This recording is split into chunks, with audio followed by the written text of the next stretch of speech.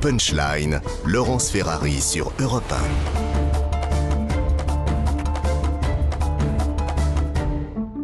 On se retrouve dans Punchline sur CNews et sur Europe 1. On va se diriger du côté de la France Insoumise, du siège de la France Insoumise à Paris, où les négociations se poursuivent.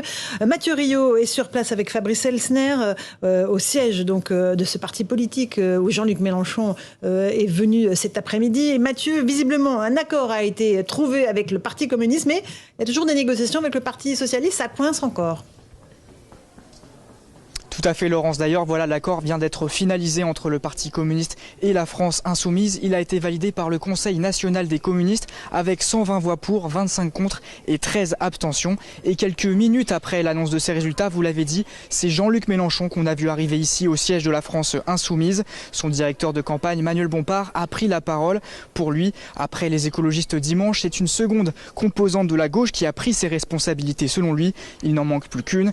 À eux d'assumer leurs responsabilités. C'est ce qu'il a déclaré. Le Parti socialiste est évidemment visé, vous l'avez dit, les négociations patinent avec cette force politique depuis ce matin. En cause la question programmatique, mais aussi le partage des circonscriptions.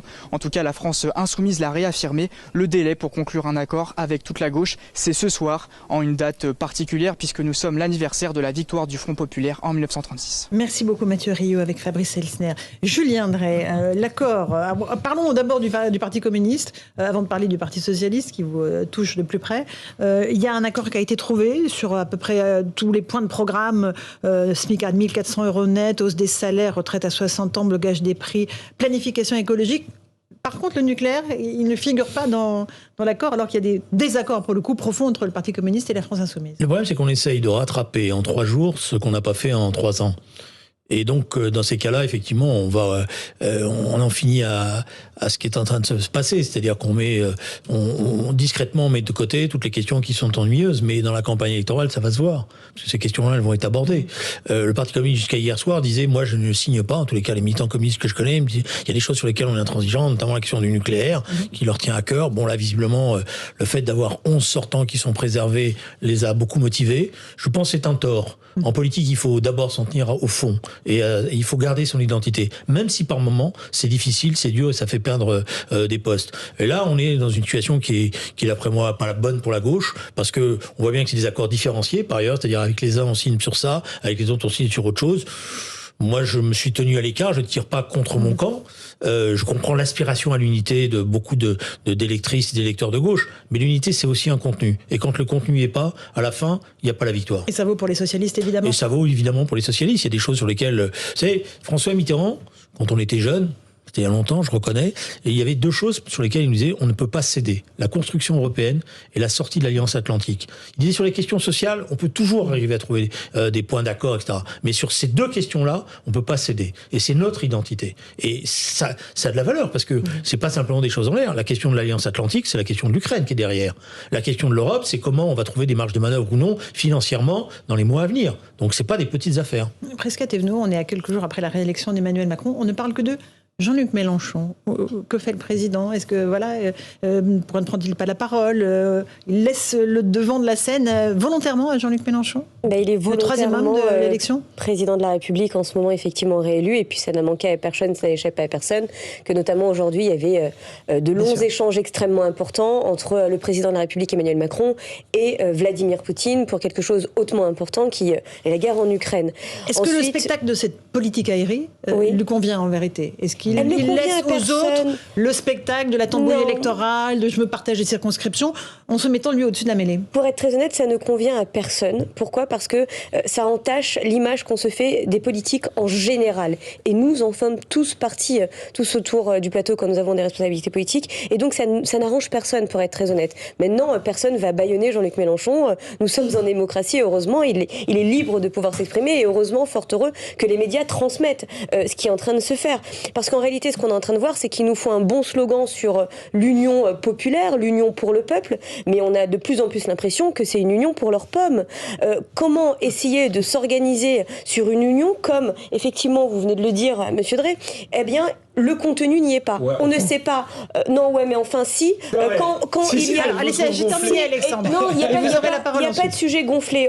Qu'on soit, c'est très factuel. Sur l'Europe, ils ne sont d'accord ils sont absolument pas d'accord. Sur la laïcité, c'est pareil. Sur le rapport aux forces de l'ordre, c'est la même chose. Sur le nucléaire, encore une fois. Donc ça vous fait peut-être rire. Moi, je trouve pas ça très drôle, notamment pour de nombreux Français et Françaises qui ont un attachement fort à la social-démocratie. Comment se retrouver dedans? Parce que finalement, on ne parle absolument pas de contenu, mais plutôt d'alliance et de signature bas de page. Alors, Alexandre Devecchio, ce qui me fait sourire, je pourrais dire exactement la même chose que vous, mais ce qui me fait sourire, c'est que je trouve que vous manquez pas de toupet quand on voit l'auberge espagnole qui est En Marche. Excusez-moi, ce que vous avez dit, on pourrait dire exactement la même chose d'En Marche, qu'ils ont un seul point commun, c'est de soutenir le président de la République, mais on n'a pas très bien compris si c'était une ligne laïque, par exemple, sur la laïcité, ou une ligne d'accommodement raisonnable. D'ailleurs, ça change entre les deux tours.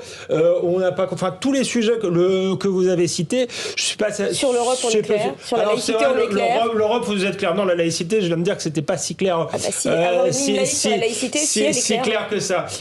Mais donc le côté auberge espagnole, il existe aussi chez En Marche. Maintenant, pour répondre au sujet, oui, moi je pense que ça nuit à la politique. La politique, il doit y avoir une forme de cohérence, de colonne vertébrale idéologique, mais je crois que ce qui arrive là à la gauche n'est pas tout à fait été prévisible, et ça tient pas seulement, ça tient en grande partie effectivement à l'opportunisme de quelques-uns qui veulent maintenir leur poste, mais ça tient aussi aux divisions internes depuis très longtemps de la gauche. Chez les écologistes, c'est pareil, il y a deux camps. Il y a un camp social-démocrate et il y a un camp communautariste. À gauche, depuis Creil, il y a ceux qui étaient pour le voile à l'école et ceux qui étaient contre sur l'Europe. Il y a deux lignes aussi. Donc finalement, ces partis sont morts de ne pas avoir su définir une ligne idéologique cohérente. On parlera de la droite tout à l'heure, c'est la même chose. Et ils sont devenus que des syndicats d'élus. Et effectivement, les syndicats d'élus, ça peut aller n'importe où pour garder un poste. C'est ce qui se passe avec Olivier Faure et avec d'autres. Avec le Parti socialiste, Julien Drey, et ensuite M. Jacobelli. Non, je pense que d'abord, je constate que la social-démocratie n'a jamais trouvé autant de grâce auprès de le groupe En Marche qu'en ce moment, parce que je vois tous les responsables d'En Marche nous dire la social-démocratie c'est formidable, etc. J'ai pas cru comprendre dans l'exercice du pouvoir précédent qu'on était vraiment inspiré par la social-démocratie, notamment sur la question des retraites. Mais ça, on y viendra. La question elle est posée, elle est simple, c'est vrai. C'est-à-dire que le monde a changé, il y a des questions nouvelles qui ont été posées et la gauche elle est restée défensive. Elle n'a pas su se remettre en cause. Et là, on voit bien que sur des questions très importantes, les questions d'identité, les questions de sécurité, les questions de laïcité, il y a un débat à gauche qui n'a pas été mené jusqu'à son terme. Et moi, j'ai peur qu'il y ait un replâtrage qui ne tienne pas la route dans cette campagne électorale. Monsieur Jacobelli. Oui, je crois qu'on est en train d'assister à la décrédibilisation définitive de Jean-Luc Mélenchon et de ses nouveaux affidés. Jean-Luc Mélenchon, déjà, est l'homme qui a appelé à voter indirectement, on va dire, pour Emmanuel Macron. C'est-à-dire que pas une voix pour Marine Le Pen, avait-il dit. Oui, quand il y a deux candidats, grosso modo, on peut comprendre pour qui il appelle à voter Emmanuel Macron, et il l'a assumé d'ailleurs, est le porteur d'une réforme qui s'appelle la retraite à 65 ans. Monsieur Mélenchon maintenant dit « Votez pour moi contre la retraite à 65 ans ». Mais quelle crédibilité il a à vouloir être le pompier pyromane, celui qui a mis sur le trône l'homme qui va mettre en place la retraite à 65 ans. Et puis cette alliance, moi j'ai quand même, je connais beaucoup d'électeurs de gauche qui votent aujourd'hui pour le Rassemblement National parce qu'ils veulent plus de pouvoir d'achat et nous avons les propositions, parce qu'ils veulent une augmentation de salaire et que nous avons des propositions, parce qu'ils veulent être en priorité avant les travailleurs détachés et nous avons des propositions. Qu'est-ce qu'ils pensent aujourd'hui de cette gauche qui institutionnalise le vote communautaire, comme l'a fait Jean-Luc Mélenchon, qui dans les banlieues fortement communautarisées explose les scores? Qu'est-ce qu'ils pensent devant cette gauche d'Europe Écologie Les Verts qui veut imposer le burkini dans les piscines ou qui à Strasbourg veut financer une mosquée islamiste? Est-ce que vous croyez que quand on est de gauche, on veut être associé à ces gens-là? On veut être associé à Taaf Bouaf, qui est condamné en première instance pour racisme et qui sera candidat à Vénissieux et qui a dit d'une leader syndicale policière qu'elle était une arabe de service. Bref, si aujourd'hui la gauche, c'est un ramassis de wokistes, de racialistes et de communautaristes, eh bien moi je dis aux électeurs de gauche, si vous voulez un progrès social, il n'y a qu'un seul vote utile à l'Assemblée nationale pour s'opposer à Emmanuel Macron, c'est le Rassemblement national. Il est 18h45. On revient sur ce point dans un instant. Dans Punchline, d'abord le rappel des titres de l'actualité avec Jeanne Cancard.